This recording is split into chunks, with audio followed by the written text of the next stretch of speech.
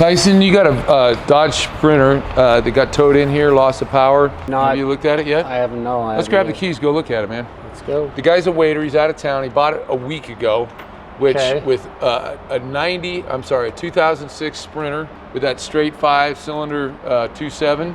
Yep.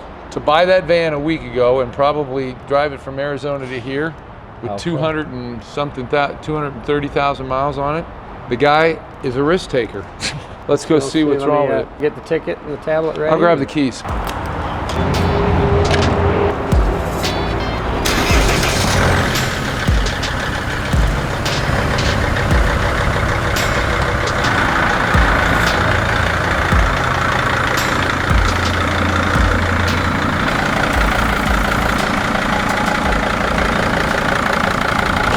It's actually got 240,409.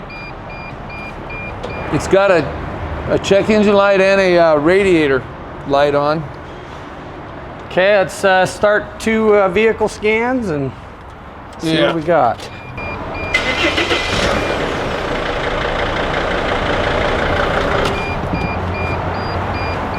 What the heck is that? I guess it's got an under-hood temperature gauge here. Okay. Maybe he's putting his TV dinners on that heat shield to cook them. My parents used to do that. We had an old camper. She'd wrap it all up in tin foil and put it on the exhaust manifold. Love you, Ma. Good memory.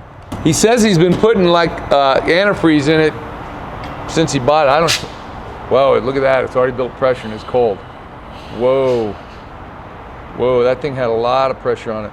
Let's fire this up real quick, Tyson. You want to get your pressure tester? Let's see if it's just building pressure. Yeah. That don't look good. It's low. It's low, yeah. Well, he says he's been. I mean, they towed it in, but it started. But he's. Should we pressure test it? Yeah, let's just. And then I'll do my scan. Yeah, here, I'll do that. Hey, Tyson. Yes. Don't you have one of those? I do. Is it not pumping up? It is. Okay. Looks like it's lower than we thought. Okay. Yeah, it's pretty low. Okay. Oh, these engines are famous for head gasket leaks. I think the reason they're famous for it is they're a 5-cylinder, so it's a long aluminum head, and it can warp and twist when they get hot. Because I don't see any external leaks yet. And the guy didn't complain. He was also saying, let's just start it up and see if we can build pressure from where we're at. We got this pressure gauge here.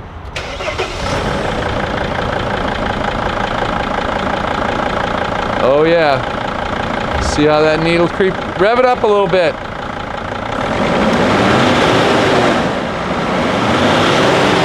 See, this engine is cold, man. Yeah, turn it off. Let's see if it's got any smoke coming out the tailpipe. Start up again.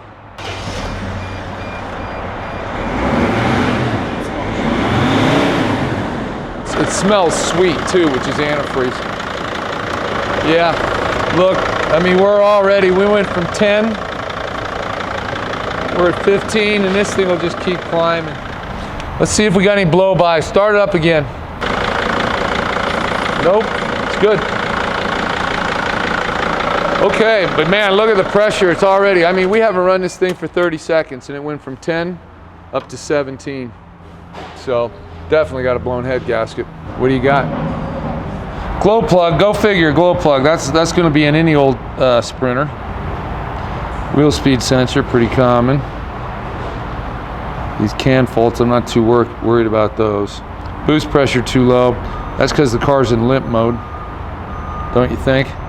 It's possible. Yeah. I'm gonna probably use the other scanner to make sure it shows the same. All right, well let me go get the customer and show him what his biggest problem is. Hello. This is Dave from Dave's Auto. Good morning. We're hoping it's a good morning. Well, let's talk about that. We've looked at your van. Tell me a little bit about this antifreeze situation. You bought the van, it looks like a week ago, and left Arizona to come drive up here? Right. The coolant level light came on. I put in about 1.5 gallons of antifreeze. Whoa, okay. When the coolant light came on, I watched the temperature gauge and it never got over 200. So it was running cool. But the service engine light never came on again until last night when we moved it. You haven't noticed any antifreeze leaking on the ground or anything like that? No. So let me give you the news. First off, I'll explain something to you. If you've, a gallon and a half low on coolant is not good. The coolant temp sensor is at the highest part of the motor. It's up in the thermostat housing, and it's up at the very top of the motor. So when you run low on coolant, you're actually not running coolant by the temperature sensor.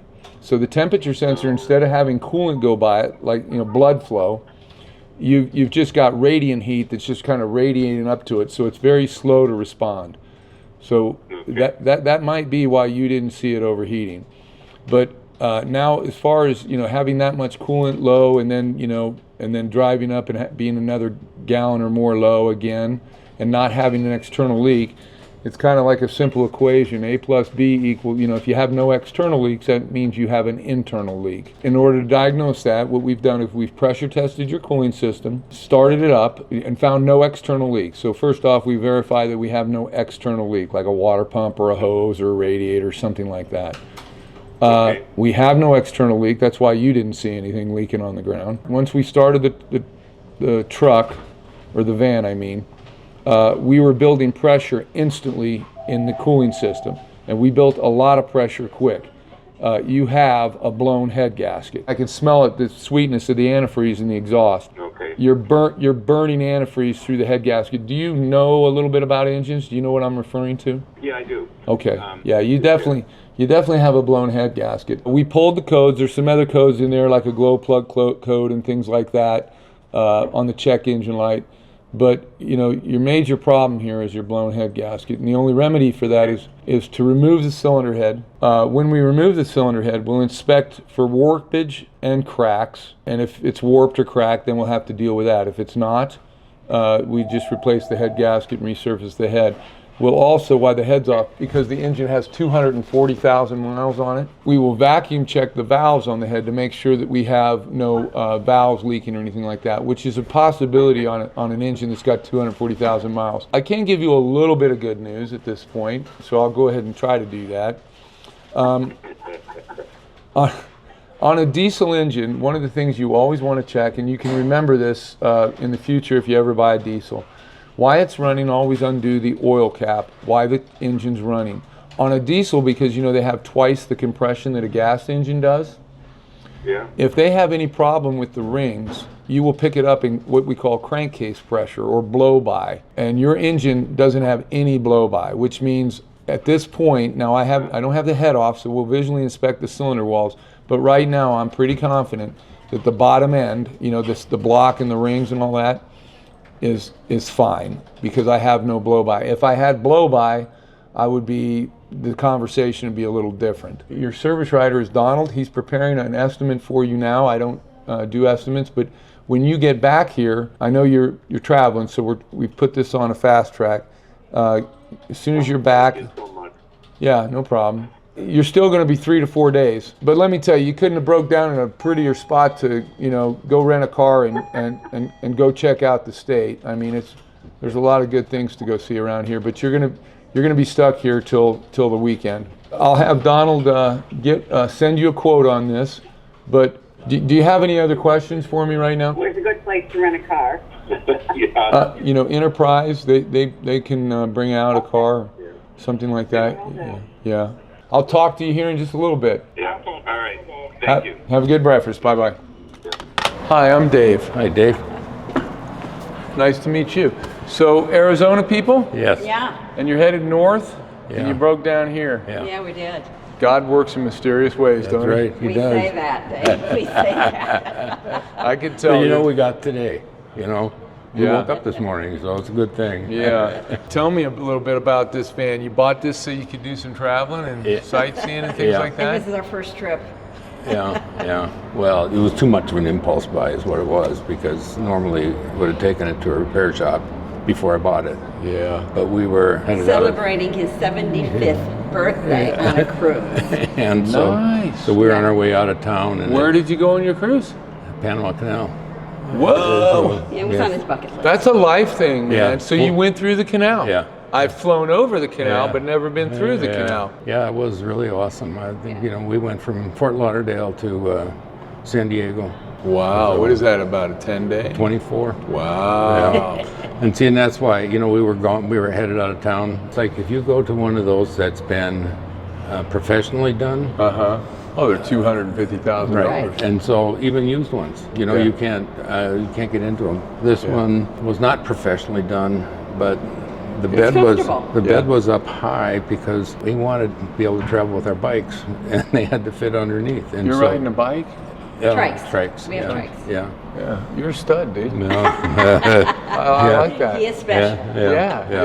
That's cool. Yeah. Well, let's just go back and I'll show you what's going on. Okay. I actually had this happen to me once before with a Chevy van. I blew a radiator hose, and then the temp never went up, and it seized up on me like that. Yeah. Your temperature sensor, this is your thermostat housing right here. Okay. This is the temp sensor. Okay. So you can see if you get just a little low, that sensor is now no longer bathed in antifreeze. Okay. That's not just particular to this motor. Most motors are that way. So we've pressure tested the cooling system. I pumped it up here to 15 psi, and no leaks externally. But here's the problem. I'm going to release this pressure down to about 10. Tyson, will you go ahead and crank this up? Now the engine's cool. Now normally, you build pressure because as the coolant heats up and everything, that's why you have an expansion tank. But you don't want it when it's cold to start doing what it's about to do. So go ahead and start it, Tyson. Sit. Yeah. There he goes. Yeah. It's just going to keep creeping all the way up into the red. Okay, this is your motor, so this is really good. They used to make head gaskets out of composite material, but now they make your head gasket on that engine is what they call an MLS, and the acronym is multi-layer steel. Okay. Now this is 3 layers of steel in here. Sometimes they'll use 5 layers of steel. Wow. But it's not forgiving is what I'm trying to say. Yeah. It's very sturdy, but it's not forgiving when a head warps. Because if the head was to warp and twist, you would leak. Now here's where you're leaking. This is where the antifreeze runs. Okay. The antifreeze runs through here. And the piston is coming up and down and doing like this. And it's building pressure in here. So you're leaking between the pressure chamber, the cylinder, to a water jacket. So what happens here, the pressure doesn't stay in the cylinder, it leaks past here into the water jacket, and that's why you're building pressure on that gauge. Okay. So we've got to tear the engine down to replace this gasket. When we tear it down, we'll use a machinist straight edge, we'll clean all this up, and then we'll make sure that the head is not warped. If it is, we'll have to remove the valves because the cutter that would come across that head, you can see how it would hit those valves. Yeah. The block is made out of cast iron, the head's made out of aluminum. It's a very long cylinder head. It's a 5-cylinder, and it can twist when they get hot. This is where the thermostat housing bolts to. Anyway, that's your job. That's what we need to do. Okay. Well, just one question. Only one. Will we be throwing good money after bad? That's a very good question. Yeah. That's a dang good question. That's why I've already checked the engine. Remember I spoke to you on the phone about blow-by? Yeah. If I had a problem with that, now we're not totally out of the woods. Yeah. If the rings had issues and I was getting compression by the rings, then I'd be like a motor. Okay. Now, when I say we're not out of the woods yet, it's because I haven't put eyes on the cylinder wall. Yeah. Good question, but I think we got you covered. Okay, good. When we broke down, we started calling around. Uh-huh. And if we'd done that, then we bought it at Apache Junction, we'd have found that there are very few people that actually will work on these. Yes, I know that. Yeah. And so we feel really good about having gotten here. Let's get you back up front, get you authorized, and we'll get ripping and shredding on your All right. van. Dave already explained to you about when we pull the cylinder head. Yep. He's going to check to see if it needs any machine work, and pretty much at that point, then we'll get you an update and see where else we need to go. So what this is going to include is labor to remove the head and reinstall. Okay. That for sure I know. Yeah. This will also include a thermostat, that I know I'm going to need, cylinder head gasket, coolant flush and an oil change. all this stuff is factual. This stuff I'll know. So do be prepared for your updated estimate when the cylinder has torn apart. So at this point, what we do is we operate off deposits. So I just require 50%. Then we maintain a 50% throughout the whole process. So you're right. I should have come to you and asked what the schedule is, because I can see there's 140 cars on the screen. Yeah, big jobs. Big job. I mean, I know we don't do oil changes around here, but he's a 75-year-old man on a cane, and they live in their van. They just bought the thing. Let me just tell you what the story is. He bought the van down in Arizona. They just came off a cruise through the Panama Canal. All I'm asking is there somebody out there local that's not having to pay for a hotel room and a rental car that I could call? I'll call him personally and say, Mr. Smith, we have this older couple that's from out of state. I know we had your car promised here in 3 days. Would you wait another week for your car so that these people could get their car done? And I agree with that approach, but that's not a solution in my mind. We have taken a mechanic off for 3 days to do this, which I am all about helping out these people. But the problem is we're putting people out in schedule weeks. So it's not just a sacrifice of one mechanic for 2 to 3 days. It's a sacrifice of a mechanic that could also be diagnosing the 4 to 5 other cars that we need them to do each day, plus the other work that they already have. Can it happen? Yes, but at the sacrifice of not just one singular job. Give me another option, except to go tell them they're going to be living in a hotel for 2 weeks. My suggestion is to see, do they have any other options? Can they fly back home? Okay. I'm curious to see what other options they have. So we have an obstacle, and I'm embarrassed to tell you what it is, but here it is. I told you we could do the job in by the weekend, have you done by the end of the week, because today's Tuesday, and it's a 3-4 day job. My son just heard about this, and I got my butt chewed by my 33-year-old son, because he's like, Dad, we have 140 jobs in process right now. I need you to start thinking about options, because I was suggesting that you get a hotel room, because I know you're living in the van. Now that's still an option. That option's not off the table. Or I've got to call up a customer. Now we got good people in this state. There's good people, and I'm not opposed to this. But I say, Mr. Smith, I can probably call Mr. Smith and say, Mr. Smith, there's this nice couple. They're traveling. They broke down. Would you be okay if I just kicked your truck to the curb for a week? You're going to be delayed a whole week on what I promised you. And you can understand this dilemma. And then he could say, sure, Dave, I'd like to help out those people, and I got an extra car, I don't even need it, you're good. So that is an option. The other option that I can think of is, instead of you guys spending, what is a hotel room every day, the other option would be just give you a ride out to the airport, get your ticket, fly back to Phoenix. Keep going with the options for me, because the more options you get, the more opportunities you have to overcome a problem.